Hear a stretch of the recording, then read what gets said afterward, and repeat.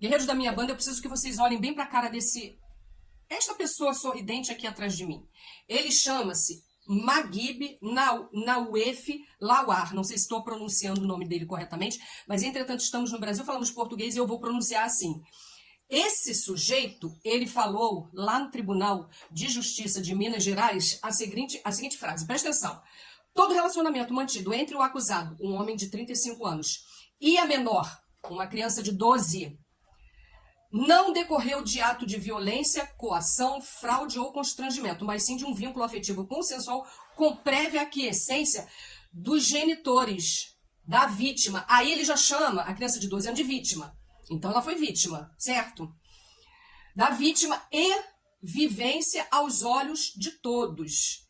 Então ele ponderou, desembargador Magib Lawar, ele é relator da apelação dos réus, o homem de 35 e a mãe da criança. Vou falar mais outra coisa aqui para vocês. O mesmo juiz, ele foi aposentado por invalidez. Ele foi aposentado na Universidade Federal de Minas por invalidez, mas ele segue despachando. Então, se ele está aposentado por invalidez, certamente essa batida de martelo aí, que criou essa sentença, onde absolveu um homem de 35 anos por ter relações com uma menina de 12, não tem validação, no meu ponto de vista. Esse caso aí já pode ir para o STF e investigar por que ele está ali julgando essa causa. Então, assim, o que aconteceu ali na 9ª Câmara Criminal Especializada do Tribunal de Justiça, agora está toda torta, de Minas Gerais, não é apenas uma decisão jurídica, é um alerta social. É isso que a gente tem que prestar atenção. Por maioria dos votos, os desembargadores simplesmente acharam por bem reconhecer a tipicidade material nesse caso, que envolve uma menina de 12 anos e um homem de 35. Qual o argumento que eles usaram? De que não houve violência, não teve coação nem fraude, mas sim um vínculo afetivo consensual. Como que uma criança de 12 anos vai ter consciência para dar consenso numa situação dessa? Entenderam? E teve a anuência dos pais e uma suposta formação de núcleo familiar. Aí aqui começa o problema, porque no Brasil o estupro de vulnerável ele está previsto na lei 217A do Código Penal. A lei, ela é objetiva. Menor de 14 anos é vulnerável por definição. Vocês entendem essa frase? É vulnerável por definição.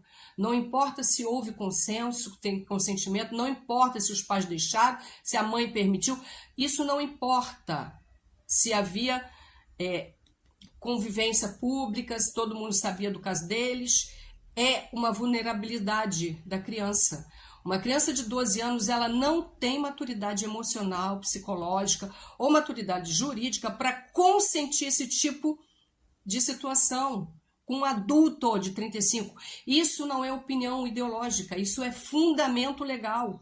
E proteção integral prevista na Constituição do Estado, do Estatuto da Criança, entendeu? O Estatuto da Criança e Adolescente, ele já protege ali a criança de 12 anos. Chamar isso de formação de núcleo familiar é, no mínimo, distorcer o conceito de família. Não existe família quando há aquela assimetria brutal da idade, assimetria de poder, assimetria de desenvolvimento. Existe a vulnerabilidade. E quando uma escola de samba satiriza o modelo de família em conserva, é exatamente sobre isso. É sobre esse tipo de contradição que estamos aqui falando. O discurso que eles defendem, essa moralidade seletiva, eles relativizam a proteção da criança. É conveniente para eles. A decisão também levanta aqui um outro debate mais incômodo. Quem é que julga? Quem é que interpreta essa lei? Quais os valores que influenciam essa interpretação, essas interpretações todas? O sistema de justiça, ele não é neutro, ele é composto por pessoas com visões diferentes de mundo. Cada um tem o seu... E quando essa decisão decisão surge, é inevitável. A gente tem que discutir esse tipo de estrutura, essa métrica, esse poder, essa desigualdade, atravessa toda a sociedade brasileira. No Brasil, a idade mínima para consentimento é de 14 anos. Aos 12, a lei é clara. É crime. É crime. Não existe uma lei que proteja esse homem de 35 anos. Consentimento antecipado. Ela permitiu. Não existe isso. Esse caso, pela gravidade e pelo precedente que pode criar, olha isso, vai criar um precedente. Ele precisa ser analisado nas instâncias superiores, ele deve ser levado ao Supremo Tribunal Federal, se houver ali um fundamento constitucional para ser debatido. E há, porque o ponto central é simples. Se começarmos a relativizar a vulnerabilidade de uma criança de 12 anos, estamos abrindo uma porta perigosa para a normalização de um abu sob disfarce de afeto. Porque formou uma família. Aí vai descaracterizar o abu, entenderam? Nenhuma sociedade ela pode evoluir quando transforma proteção em exceção. Não existe essa possibilidade. Essa discussão não é sobre uma ideologia, é sobre infância, sobre responsabilidade, sobre o limite que a lei impõe justamente para proteger quem não tem condições de se proteger sozinho. Essa criança não tinha como se proteger sozinha, ela tinha que contar com a parentalidade, que é o pai e a mãe, ou somente a mãe, não sei. O Estado devia proteger essa criança, as leis deviam proteger essa criança, o Estatuto da Criança e do Adolescente deviam proteger essa criança. Aí vem um grupo de desembargadores, por unanimidade, absolveram um homem de 35 anos que já estava em prisão, já tinha sido feita a prisão preventiva dele, a mãe estava respondendo em liberdade e eles absolveram tanto o homem quanto a mãe. Aqui nós temos um ponto. Cadê Damares Alves, que grita, temos que proteger nossas crianças? Cadê aqueles pastores histriônicos? É a família conservadora. Isso é modelo de família, por acaso? Esse tipo de aberração é modelo de família?